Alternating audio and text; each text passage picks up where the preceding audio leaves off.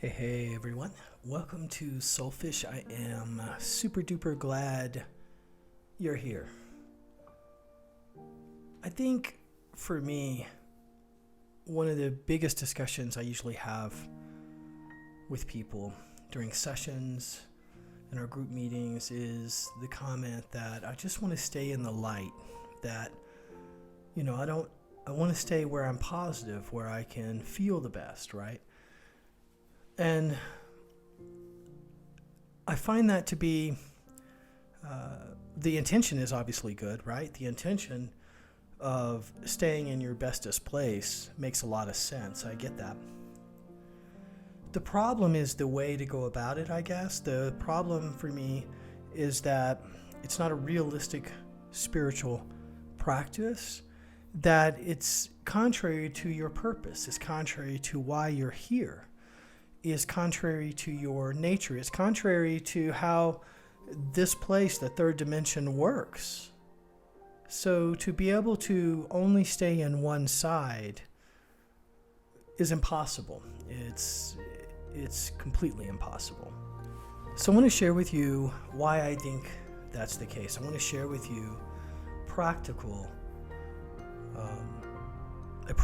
approach to looking at this and thinking about how energy really works, because we're really talking about energy. We're talking about what form of energy feels better to you than another.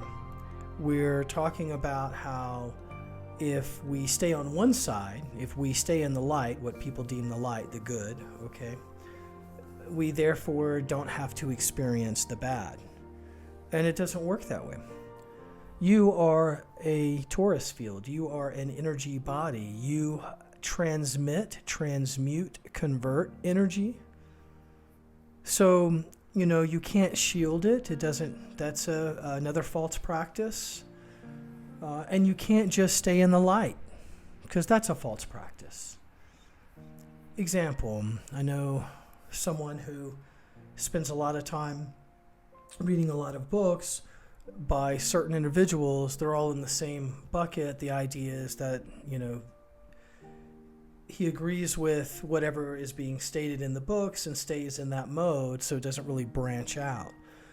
So it's great from a starting point, not so great when you're talking about knowledge for an ending point. Knowledge is an expansionary, I'm making up words, I guess. It's about expansion. You can't use knowledge, in other words, in a whole way, in a wholesome way, and say, I now have the answer and I stop seeking, because that's when knowledge becomes a prison. That's when knowledge becomes a dogma. That's when knowledge becomes force, right? So, if you're just staying in the light, if your attempt is just to stay in the light and do those things that will keep you in that space, ultimately, you run out of things. Ultimately, you can't stay in that space. You will fall, you collapse. You've had a sugar high, sugar runs out, and you will dive, right? That's the way this works. It's no different than if I asked you to stand in the sea at high tide and you go through a few cycles of that. How long will you be able to stand up in high tide, low tide, high tide, low tide, standing in that one position without moving? As the water hits you, comes away, hits you again, comes away, pulls you, tries to pull you out to sea, and you're immovable. You're standing there. How long can you do that for? It's not sustainable. If you take a diet and you change your habits to such a degree that it doesn't fit your nature, then you may stay in the light, you may lose 50 pounds, whatever, for a month, but guess what? You will get it all back, and usually worse, usually much worse. It's not a sustainable practice. You live in a place that lives off a breath. You live in a place where there is polarity. So you can't stay in a side and pick a side through your mind.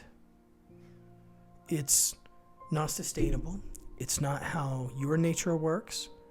It's not how the world works. It's not how the third dimension works. Therefore, that practice will always fail. So let's talk about quickly why it fails, and let's talk about what you can do as a different types of practice to actually make this make better sense for you. So first of all, the reason this kind of practice fails is because you exist within a flow of energy. That energy is from outside of the planet, and that energy is from the planet itself and from the things on the planet. That energy is of this world, and there are energies not of this world, all of which affect you consciously and unconsciously. You walk around as an energy body, as a torus field. So as this torus field, you're walking around, picking up, transmuting, and converting anything within that field. So for you to have awareness, let's say controlled consciousness, to say, hey, I'm just going to stay in the light. I'm just going to be in that kind of space is a mind kind of down philosophy, right? And the mind already belongs to this place. What you're really after is the beingness of. Because if you raise your beingness, then it's organic to you. There's no thought process. You automatically are vibing at this certain rate. And so the challenge isn't to try to keep yourself at a certain rate. The challenge is as you let go of things, your rate rises, you ascend. That's true ascension energy, is as you, through your spiritual practice, are able to ascend daily problems, which then become lifelong problems, right?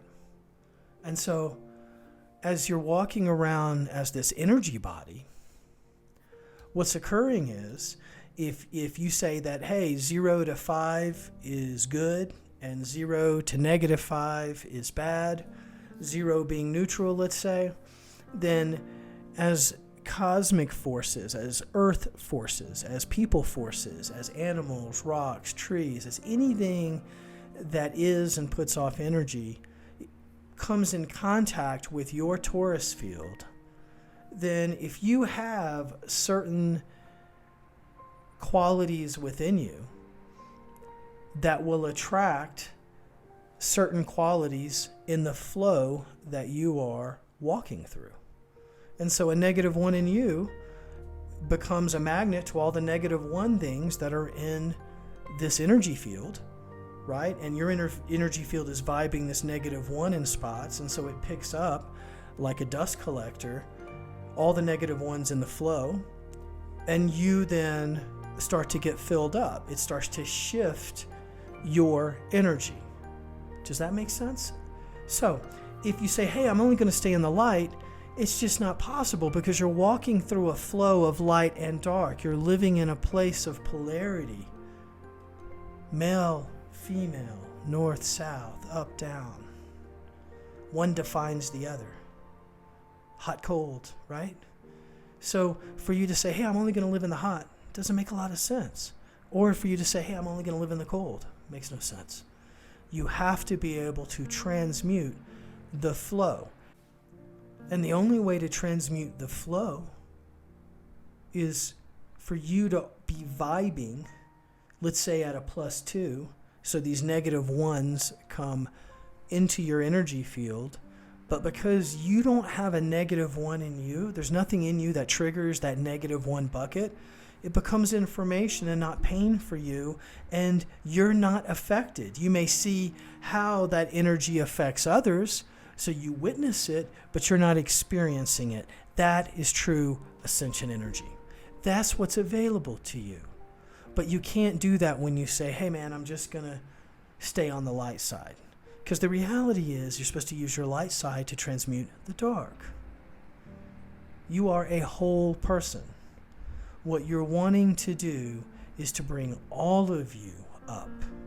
You can't do that if you say, I'm only going to play in this half. I hope that's helpful. And until next time, much love.